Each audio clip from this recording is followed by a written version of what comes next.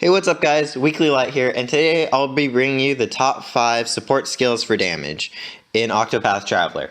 Now, Octopath Traveler came out about a month ago, but I decided I wanted to take my time and enjoy the game instead of just rushing through it. I now have over 110 hours in the game, and I have 100%ed it, so now I think I know enough about the game to actually make videos about it instead of rushing out, not enjoying the game, playing it quickly, and then making garbage videos that actually are really uninformed. So I believe that this top 5 list is actually well thought out, hopefully, because these are just my opinions that I've formed throughout playing the game. You may have different strategies than me, which may lead to different opinions. Leave your opinions in the comments, and I'll see them. They'll definitely probably be different than mine because I ran a different comp than everyone. Just a heads up, I did pick Primrose as my main, which may be very different playstyle than everyone else because I always had access to Peacock Strut and Lion Dance for the plus 50% physical and elemental attack. So now let's get to the list. So for number 5, I have Second Serving. Now you may be thinking, Weekly Light, I'm going to click off this video because Second Serving is a garbage damage ability. Who wants to hit a second time with a basic attack? Now, usually Second Serving is a hot pile of garbage and nobody uses it. But if you're running a Rune Lord team and you have a weapon such as a staff that has massive elemental damage, or I forgot what it's called, it's that one bow with the bonus wind damage, or any weapon with bonus elemental damage, which does grant a plus 30% elemental damage, just a heads up. If you're running that, you want to hit as many times as possible with your basic weapon, which is where Second Serving comes in. A 50% chance to hit again with your basic weapon pretty much equates to a 50% damage bonus on anyone with an elemental rune. Now, if you have a really good high, 999 elemental damage, a basic attack with an elemental weapon can deal anywhere upwards of 20,000 damage. Now, if you hit twice with that, that's 40,000 damage. So pretty much on average, you're going to be dealing 30,000 damage instead of 20,000 damage. This is why Second Serving is such a good skill. Only on the Rune Lord, of course. Any other thing, it's not very good. But Rune Lord, while you're waiting for your BP to charge, you can just spam regular attacks and get that Second Serving really often, and it's super satisfying dealing that much damage without consuming any BP. So that's why Second Serving is worth one of your 4 slots for your support skills. For number 4, I have Patience. Now, everyone loves Patience because Patience is such a godly skill, and I believe that Patience belongs on every character. Because the fact that 25% of the time you get a bonus turn with your character. Now, if all 4 characters equip Patience, on average you're going to get 1 bonus turn every turn, or 1 bonus character attack per cycle, which is amazing because many characters have debuffing or buffing attacks, and even if they don't have debuffing or buffing attacks, they still have attacks that can multi-hit for breaks. So either way, you get 1 bonus turn to either buff your units, debuff the enemy, or break a shield. Now, the only problem with Patience is it does not grant you a bonus BP for that Patience turn, and if you use a boosted attack in your Patience turn, even if you didn't use your boosted attack in your regular turn, it's still not going to give you the BP next turn. So it's sort of, one downside is that it sort of puts you behind on boost points, and you sort of get the, in your head, you feel like, oh, I never have enough boost points. Well, that's because you're always having free turns where you don't gain boost points. So it's a mental trip up thing, and also sometimes you need the boost points, but you can always use a energizing pomegranate if you need the boost points, which is also because you can use items in the Patience turn. Basically, Patience is such an amazing skill for pretty much supporting that it becomes an amazing DPS skill just because you can get an extra buff off. For number 3, I have Elemental Aid. Now, Elemental Aid, I feel early game is probably terrible because you burn through your SP way too quickly. It doubles the cost, but it gives you 50% elemental damage. Now, 50% elemental damage is nothing to laugh at, but at double the cost, you lose efficiency. Now, if you're fighting multiple enemies, you want to have the most damage per SP because you do not want to run out of SP and you do not want to lose all your inspiriting plums. But late game, you have so many inspiriting plums, who cares? After every battle, you can just refill your SP, who cares? And then you can just mow through everything. 1.5 damage is definitely worth it. You can negate the double cost by pairing it with SP Saver, which halves the cost, so you're back up to just regular cost. But overall, Elemental Aid with its 1.5 damage is superior to Augmented Elements, which only has a 1.2 times multiplier, and Stronger Strikes, which has a 1.2 times multiplier also, but Stronger Strikes only works on unbroken enemies. Like, who thought of that? Like, unbroken enemies only? Yeah, so Stronger Strikes is garbage. Augmented Elements is a worse Elemental Aid.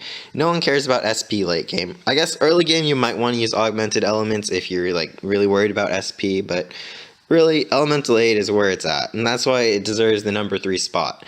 For number 2, I have BP Eater. BP Eater is, like, such an amazing skill because most of your damage, unless you're running Rune Lord, of course, will be from boosted skills.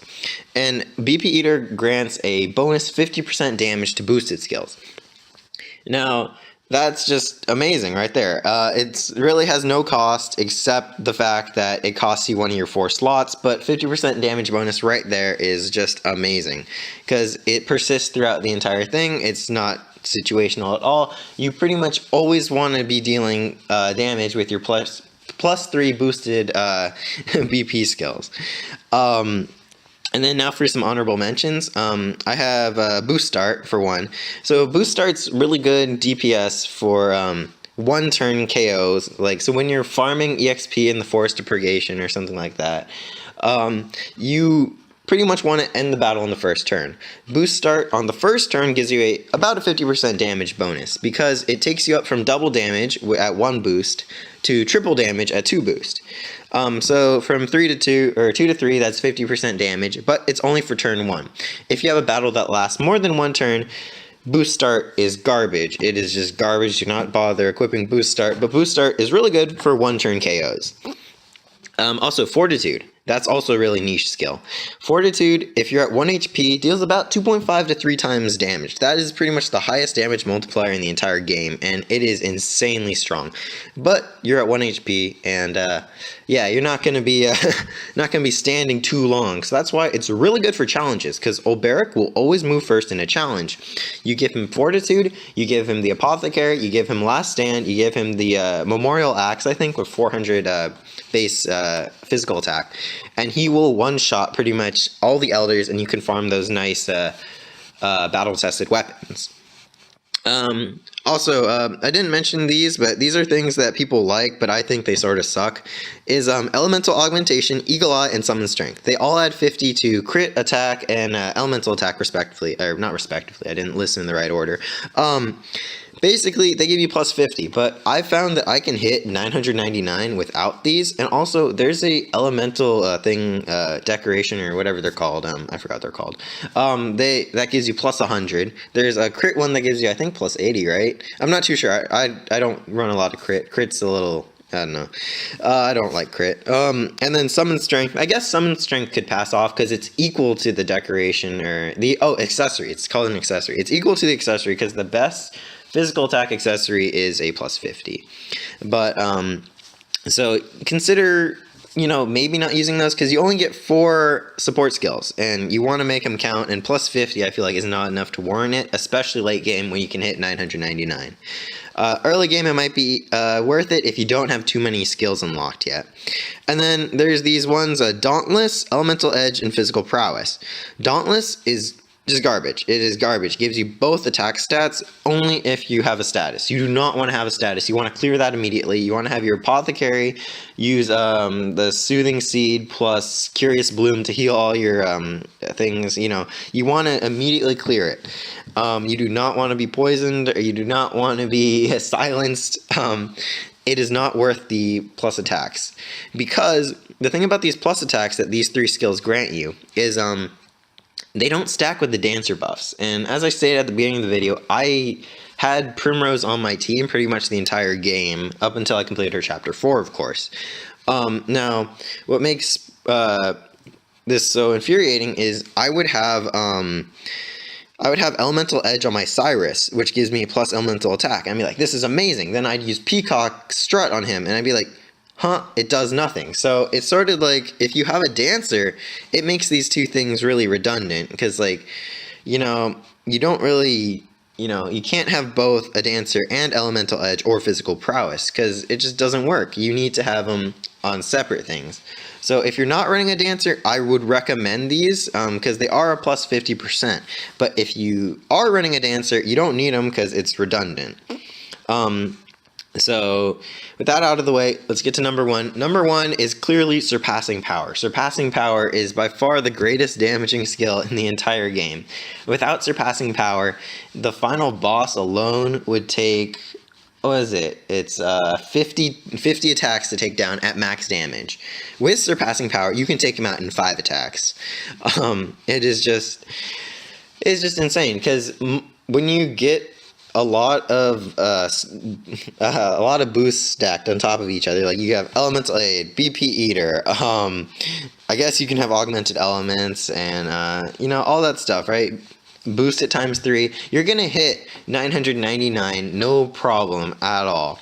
Like, I sometimes have like my Alphen, who's spec for physical attack. When he has a Rune Lord on him, he can sometimes actually hit 999, like, or not, yeah, 9,999, I mean.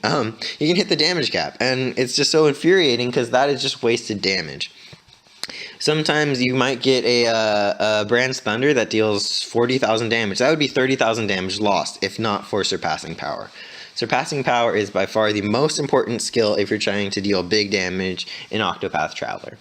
So, thank you very much for watching my top 5 list. I hope I cleared up some misconceptions about the support skills in Octopath Traveler, and I hope I made it easier for you to build your team around it. Thank you very much for watching. I'm planning on making a series of these for all of the skills, and then I'll be doing an overview of all the support skills, because I find the support skills to be the most confusing part of this game. So thank you once again for watching.